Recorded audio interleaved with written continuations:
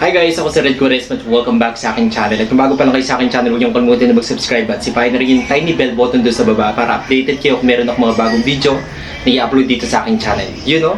At para sa video ito guys, magre-react ako dito sa Mr. International Philippines 2022 National Costume Show. Actually, this is a preliminary competition kaya samahan niyo ako guys na mag-react dito at mag-umpisa na tayo. Without further ado, let's begin in 1, 2, 3, go! So ito na guys, ipi-play ko na siya. Okay, bilang tayo ng 3, 2, 1, go. So here we go. Beginning with... Guys, kung meron kayo naririnig na maingay dito yun sa amin. Meron kasi, andito kasi ngayon yung pamangkin ko. So maingay.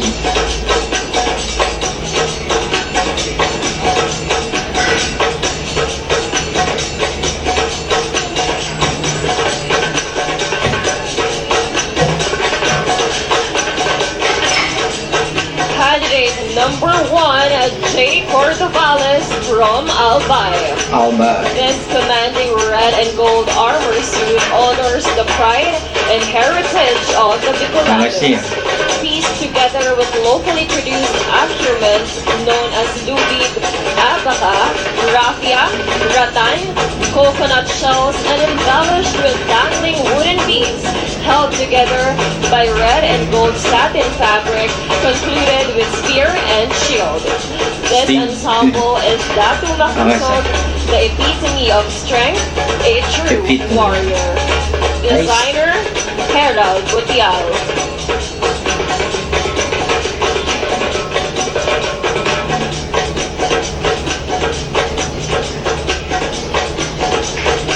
Candidate number 2, Michael June Andrew Lucas from Batangas. Ang kasuotang pagka-Pilipino ang sumasagisag sa kasuotang namamayagpag para kay Mr. Batangas. Pagmamahal sa kultura ang mababanaag sa kanyang kasuotan na napapalakian ng abalikong pamaypay. Panabla sa alinsangan ng panahong nilalakbay. Balutin man ang init ng pandemyang pumapatay, mananatili siyang Pilipino sa kasuotan man at kulay.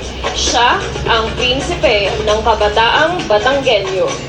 Dinisenyo ni NJ Almazan.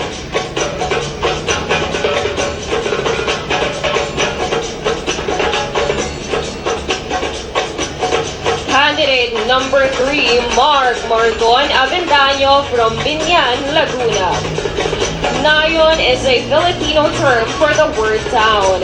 It is used to call the city of Binyan years ago before its people worked hard for its development and progress as a rural area in the country. Development and progress.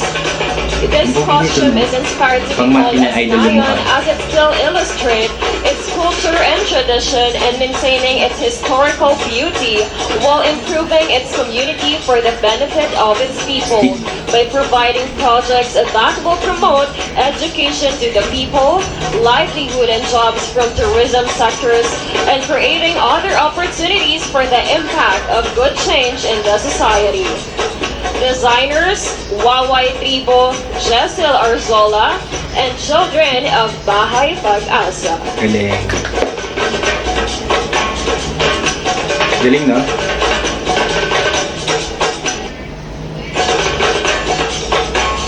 Candidate number 4, Carlo Maputo from Cabuyao City. This costume showcased the celebration of Batingao Festival or the Golden Bell Festival in Cabuyao City. The bell reveals the joy, peace, and prosperity of the whole community. Also, it symbolized the strong faith of all the people in Cabuyao. Gold wings are the proof of the continuous progression of the city. Wooden beads and tassels represent the unbreakable foundation of all the barangays in Cabuyao. The detailed metal wand symbolized the good governance of all the leaders in the city of Cabuyao. This costume truly reveals the strength and power of Cabuyao City in all aspects of life. Designer Richard Barreto of Hitomi. Wow.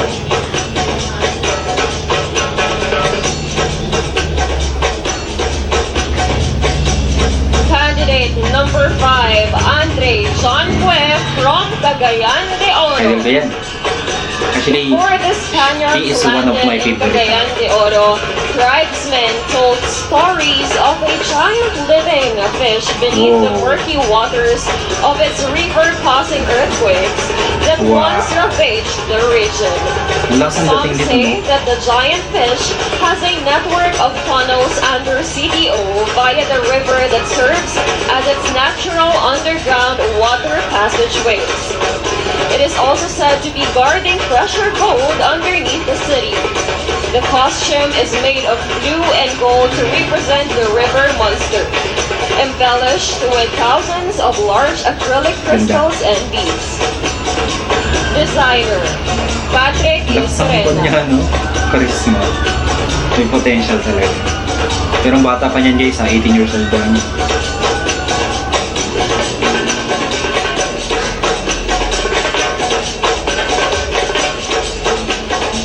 Candidate number 6, John Angelo Escuadro from Cagayan Valley. Cagayan, Bao. This is the designer's visualization of abstract wearable art expressed through Rio Grande's fisherman costume that amalgamates the rippling waters through the blue and pearl beads that kisses the mountain ranges with the embroidered traditional patterns that Galing. welcome the golden orange sun. Truly, the islands and valley of fun, Cagayan. Cagayan. Designer, Dendrich Alvarez. Yun, para nakita naman yung mukha niya. Guwapito.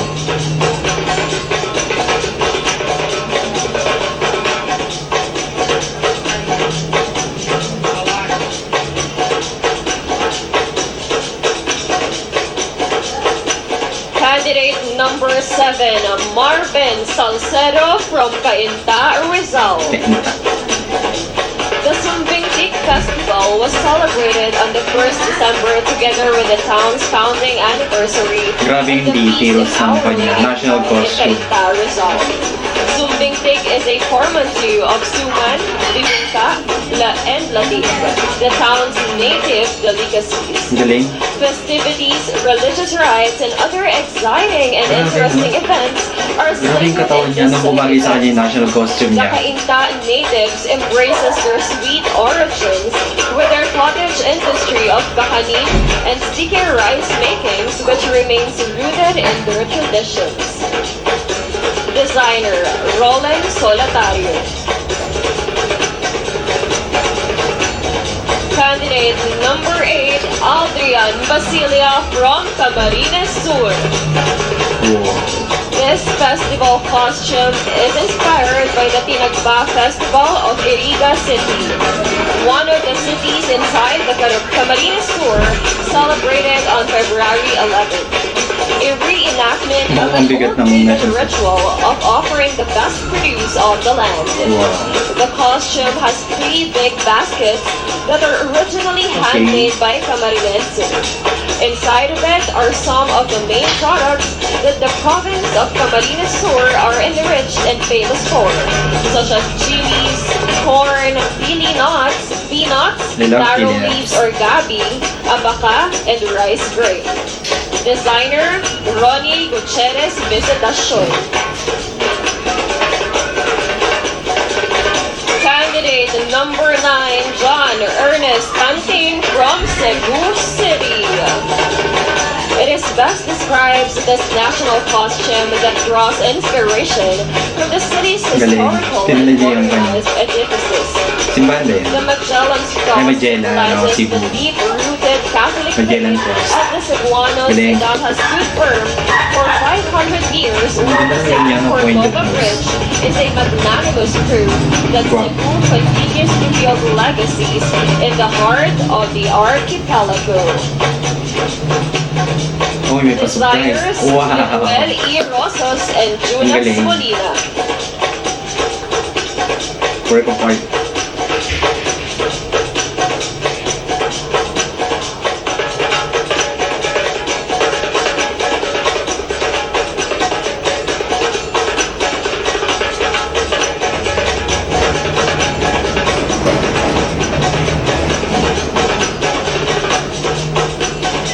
Candidate number 10, Brgy James Trozo Miso from Cebu Province. Cebu Province.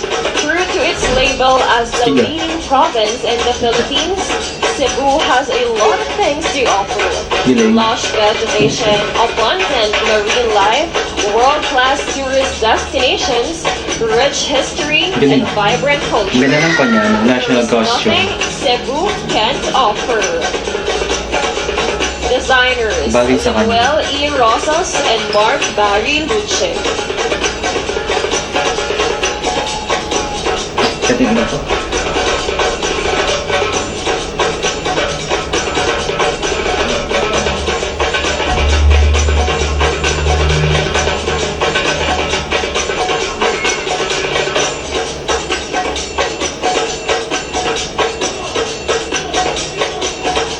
Oh,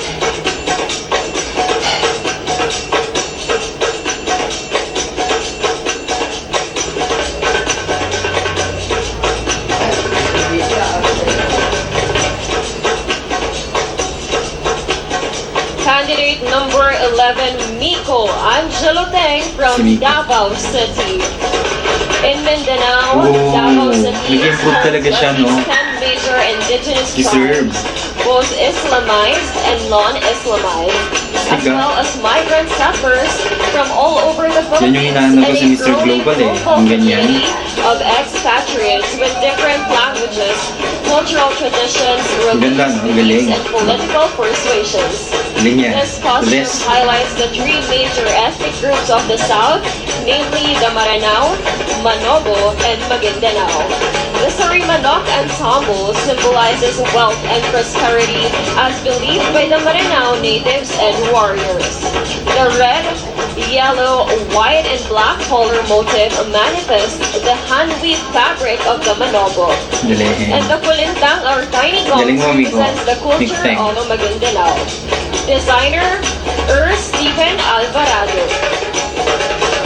Candidate number 12, Jethro Mendoza from Ilocos Sur. Calesa, one of the Upaw din nila yung Calesa. mode of transportation Yes, in during the Ilocos Sur. Spanish Sa era, Bigan. is still widely preserved in Bigan. The costume was designed in Abel Iloco, an intricate indigenous hand-woven fabric known in the Ilocos Cute. region. Parang White represents bango-bango the niya. light to illuminate the soft side of the modern Filipino gentleman. Designers Rosario Cherry Cadro and Glenn Aquino.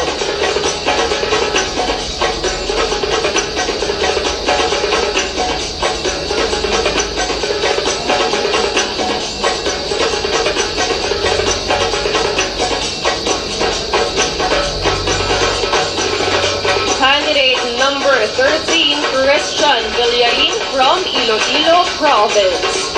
The sulog is a Hiligay's Pang-festival. term for roosters. Generally, Grabe. the sulog takes the role of protecting the weaker hens and breaking up fights. cute. Here in Galing our ba? country, Galing. particularly in Iloilo Province, the sulog are best friends of the farmers. They serve as their alarm clock before the dawn breaks. For several decades now, rooster feathers are Galing, the no? main materials used Talagang in the Nilagyan pinoportray niya yung costume yung national because of its costume. visual appeal. Together with intricate bead works inspired by symbols from the Panay Bukidnon, a guardian and a brave protector. Designer Tata Blas Pinuela. Wow. Candidate number 14, Christian Carlo de los Santos from Imus, Cavite. The costume is inspired by a warrior and a golden rooster, which symbolizes pride, hope, and a new day, which the city Imus represents. For it is the fastest Grabe, growing bagay sa city kanya, no? in Cavite. Bumagay pa sa He is katawan niya. holding a flag as he protects Imus City's history, as Imus has been a big part of the Philippines' Grabe freedom. yung tsura niya, no? Kinis-kinis niya. Imus is known as the Black Capital of the Philippines. Designer, Matmat Sikat. Galing. Ang ganda ng details, no? Gold na gold. Sobrang ganda. Bagay sa kanya, no?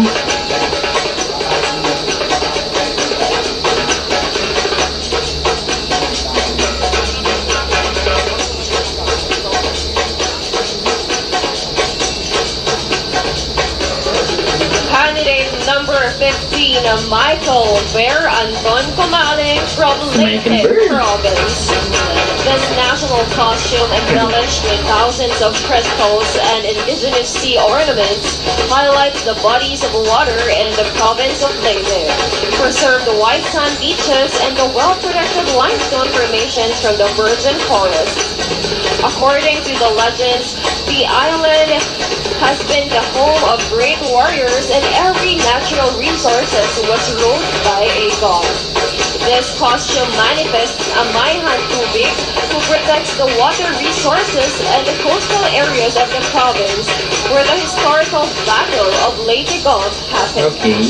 Then the island became the most famous with its captivating falls, beaches, and gorgeous sunsets So, gusto ko ibalik ni Michael at the Bear. east coast. Sobrang It was napaka-attractive. somewhat set back from the Philippine Sea of the Pacific Ocean. Designer, Stephen Alvarado.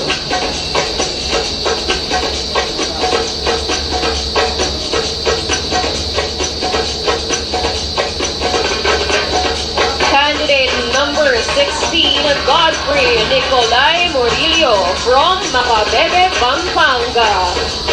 Makabebe, makabalian. Pampanga is Pampanga niya. geographically situated along the shores of the Pampanga River. Chest niya ang gano'n. The town is sometimes referred to Tingnan ni as Chess ko. Macabebe Okay, ito sa inyo. because of the abundance of corals and shells in earlier times. The English translation of Macabebe, meaning surrounded by rivers, Yes. describes the historical heritage of the ancient town. This costume depicts the history and the present status of Macabebe because up until today, fishing is the one of the Ganda, no? major Ganda na livelihood kanya, in yung sa the likod. beautiful town of Pampanga. Designer, Bill Ruspildo. Ting. Guys, pasensya na kung meron kayong naririnig maingay.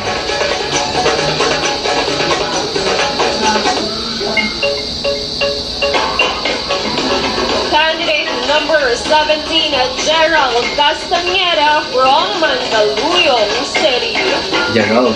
Mandaluyong City Actually, is siya yung wearing favorite ko sa a Mr. DIY Pilipinas. modernized costume locally made and designed by Patrick Eserena, emphasizing how did Mandaluyong get its name. Grabe yung mukha niya nung sobrang story amo. says, during the Spanish regime, the place was called Mandaluyong to describe its rolling terrain, which resembles giant waves of the sea, and now hailed as the Tiger City of the Philippines, that eventually transformed and created an upward wave into a booming business district in metropolitan Manila Dala, and national became costume. one of the fastest developing economic centers in the country. Wow. Designer, Patrick Eserena. Ay, akala ko hindi tatanggalin. Buti na tinanggal para kitang-kita talaga yung mukha. Diba? Diba ang pogi niya? Sobrang amo pa ng mukha. Candidate number 18, Bruce Rodriguez Peso from Marilao, Bulacan. Bulacan. The Halamang Hilal Bulacan. Festival is celebrated annually during the month of May to pay tribute to nature. It is also where the town derived its name, Marilao, meaning yellowish. This yellow flower-inspired costume depicts the town festivities of huge palette of colors. Grabe yung tsura niya. Designer, Sobrang Martin ang amo-amo Montenegro ng mukha. III. Nakaka-Hawaii smile.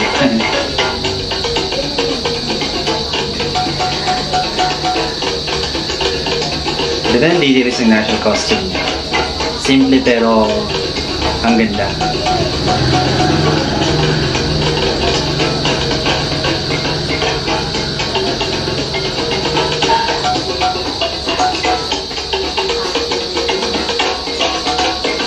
Candidate number 19, Richard Bravo Jr. from Misamis Occidental.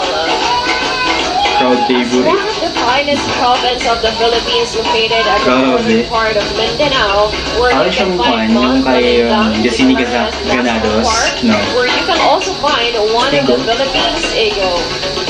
The color silver symbolizes gusto ko the yung kanya. glittering, sparkling waters of the Pang Lake international Titilagan, look sa which game face niya, captivated no? the heart of everyone and considered to be the top 5 largest lake in Ganda. Mindanao. Designer, Cano Francisco. No? Pero yung itsura niya, no? Yung looks niya.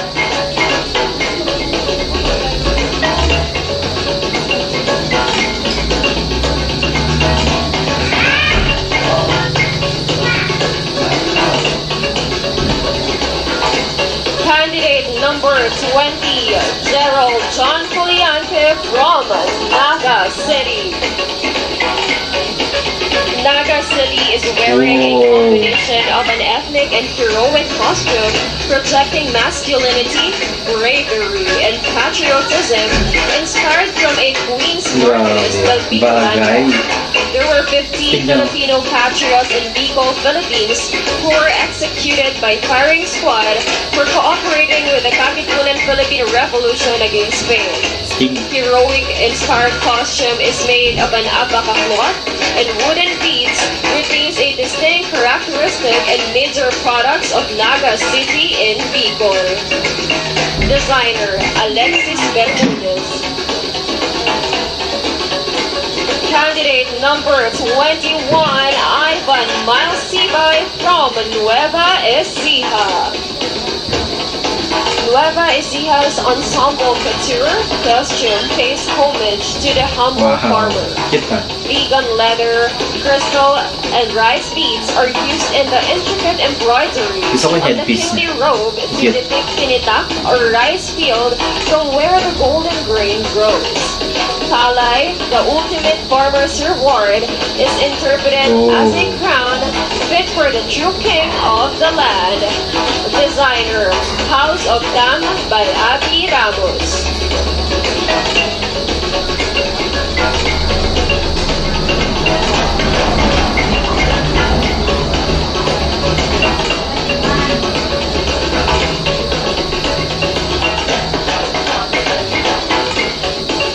Candidate number 22, Jomarl Pabalan from Pampanga. This national costume portrays Mabalacat City, Pampanga's Herring Karawan Festival, which is celebrated every third week of February. As seen on this masterpiece, red signifies power, honor, and leadership, of whom this festival was named after. The first chieftain of the town was a native Aida and later on married a Mabalakenya, Loriana Tolentino. This costume was made out of a mixture of both modern and indigenous materials in commemoration of the origin and ethnicity of the place. Moreover, despite the continuous innovation of today, this piece will serve as a remembrance of the people's cultivation of camaraderie over the years to bring honor and pride to the rich culture of the town and its early ancestors. Designer, Santino Rivera.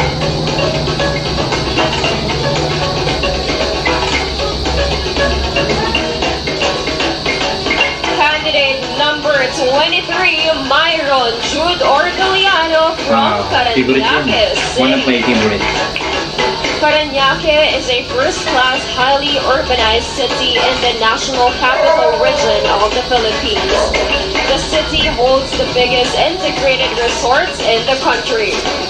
These are large properties that feature luxury hotels, casino, food and beverage, entertainment, and a number of other facilities and attractions. This modern costume represents the entertainment city, which is located in Tambo, Parañaque, Asia's Las Vegas-like gaming and amusement complex. The continuing development of these integrated resorts truly help transform and elevate the tourism in the Philippines. Designers Andre David and Richard Barreto. Galing. Work of art. Dami stage presence Candidate yan. number 24, Haisam Hit from Quezon Province. This trade costume, Haring Mandaragad, a representation of the rich culture and tradition of Quezon Province, Bumagay sa kanya. in fishing and the seas. Actually, may embodies the potential din fishing talaga coast to. of the Quezon province, teeming with marine life, giving livelihood and employment opportunities to its multitude of residents. The biodiversity of the province waters makes it the home for succulent and delectable seafood represented in the costume details of fish and shells, accentuated by modern materials such as French beads and coral pieces. More marine life details add flair and elegance to the costume, and more importantly embodies the Quezonian spirit of being environment-loving, persevering, and progress-loving. Designer Richard Barreto of Hitomi.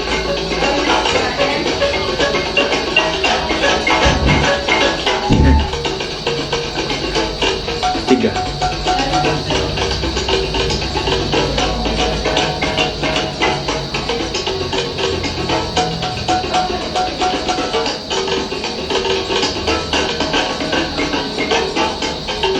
Candidate number 25, Kit Cortez from San Juan City. Kit is wearing a modern KKK-inspired costume projecting bravery and exemplary heroism. This heroic costume is made of wood, metallic, and acrylic beads, retains a distinct characteristic of our national hero and the leader of the Philippine Revolution against Spain, Andres Bonifacio. Where the Philippine Revolution started at the site of the remarkable Pinaglabanan Shrine in San Juan City. Designer Patrick Isurena.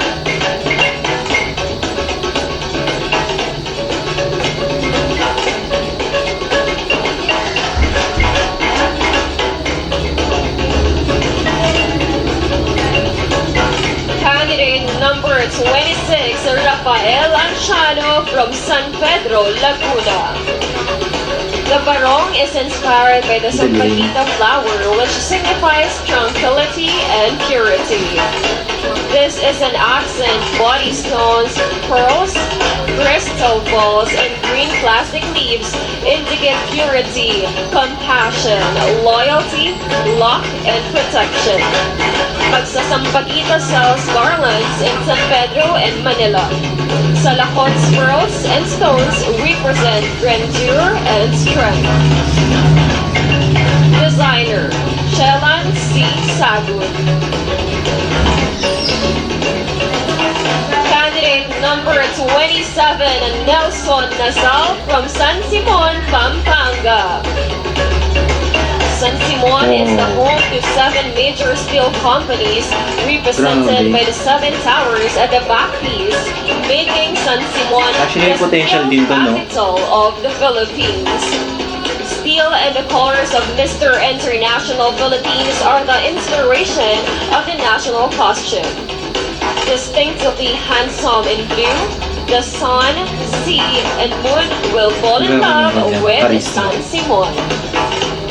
Designer Lakas Michael naka-Pilipino ang Barasi. docs.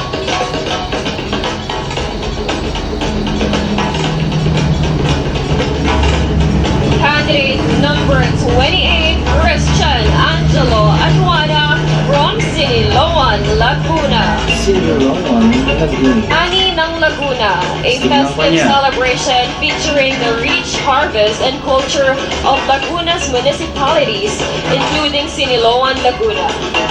The Grabe yung costume katawan aims niya. to let us experience our festive culture that is centered on thriving agriculture and prosperous harvest. The costume used sustainable materials like palay, butil ng mais, butil ng munggo, white Pasensya beans, na kung may ako'y narinig black yung beans, inukit na bao, wooden beads, tanso to completely embody the Ani ng Laguna theme. The fabric used is made out of abaca fibers and it's designed to be a modern magsasaka to embody the simple yet jovial life of us Filipinos. The karet is there to invigorate prosperous bounty, and the salakot and kaing to symbolize the respect and praise of our hard-working farmers. Designer, Perfecto. At number 29, Kent Magno from Santa Rosa City. Wow. This costume is represented by a fierce, majestic lion. From being a small barrio in the land of Laguna called Barrio Bukol, Cute. progressing its way into becoming what we now know as the city of Santa Rosa. Santa Rosa City is called the Lion City of the South because of its fast rising, highly competitive economy, which makes it one of the most affluent cities in the South. The modern costume is paired with an armor and accented with golden stones and wooden beads that represent the rich culture and tradition of Santa Rosa City. At the back is decorated with miniature buildings and the Santa Rosa Arc, Galing which symbolizes the highly industrialized city by the bay from the Malayan Peninsula. Ladies and gentlemen, the roaring lion city of the South, Santa Rosa City. Designer, Richard Barreto of Icon. Candidate number 30, Harold John Kyongson from Santa Maria, Bulacan. The costume was inspired in honor of the Basilica Minor de la Purísima Concepcion, a Roman Catholic church located in the center of the municipality of Santa Maria in the province of Bulacan. It was declared by Pope Francis on March 21, 2021 that the parish will be elevated Diba? into a Sobrang minor cute, no? basilica. The church is home to an image of the Virgin Mary that is believed to be miraculous, La Purísima Concepcion. Designer, Martin Montenegro III.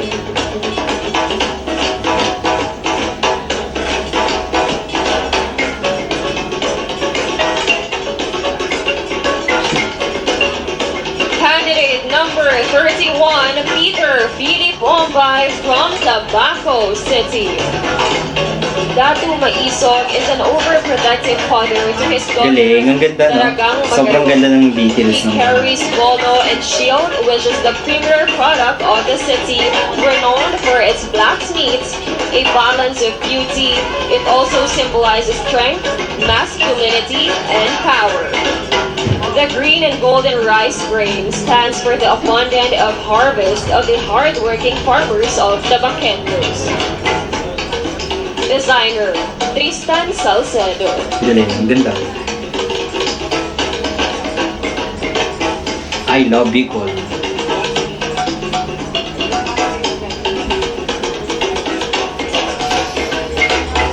Candidate number 32, Emmanuel Miguel Natera from Tayabas, Quezon. This costume is inspired by Filipino heritages in Tayabas City, known for its whipping industry. Even before Gusto the lang smile migrants niya. came to Parang the ako lang. country, the natives of Tayabas was already organized into barangays, headed by the village chiefs and councils of elders. Before and during the time of conquest, moving hands for its every Filipinos was intricate into ancient garments, as it was this costume was adorned into modern white Filipino barong. It has a salakot or native hat with feathers embellished of wood beads and pearls, considered as the traditional headgear from the Philippines, used by virtually in all ethnic groups. Mascara was also presented, as it was designed with the feathers were known to be the many smiling faces of the Filipinos as one of our proudest character in all around the world. Designer, Roy Aquino.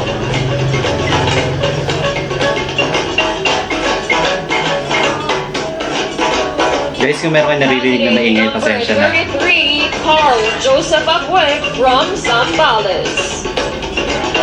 Zambales is wearing the Grabe. Zambales Favorite ko talaga to, guys. which is inspired from a warrior in Central Talagang ang Luzon. laki-laki ng potential The niya. axe or weapon is made up of jaws of a carabao, and its handle is made up of pine Wow. trunk. It is usually used to hunt animals for food. Grabe yung The P6 niya, no? accessory on the Tapos yung neck is mukha made niya. up of horns from Pang the international wild boars kwan that talaga they siya, hunt, caliber and it na is joined panlaban. together with the use of a bahag ropes. The bahag or G-string is made up of red threads and is used to protect the private part of an item. Galing. The cave is made up of painted tourist spots in Zambales, like the highest peak of Mount Dabulao, the St. Augustine Cathedral where most of the tourists visits during Sundays, the famous Mount Pinatubo Crater Lake, the miraculous Our Lady of Inapuon Bato, and the Dinamulag Festival or the Mango Festival of Zambales, and lastly, the Dancing Idols. Designer, Ako yan. Ash Quinto. Idol ko siya.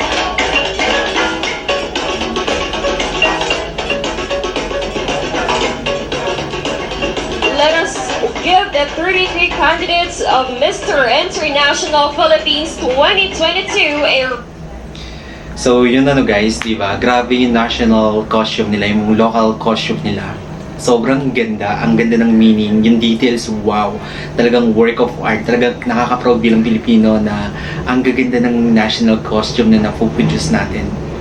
So, ilang guys, kung nagustuhan nyo ito, bigyan nyo siya ng malaking likes at mag-comment kayo kung meron kayong mga requested video na pwede kong gawin dito sa aking channel. Bye!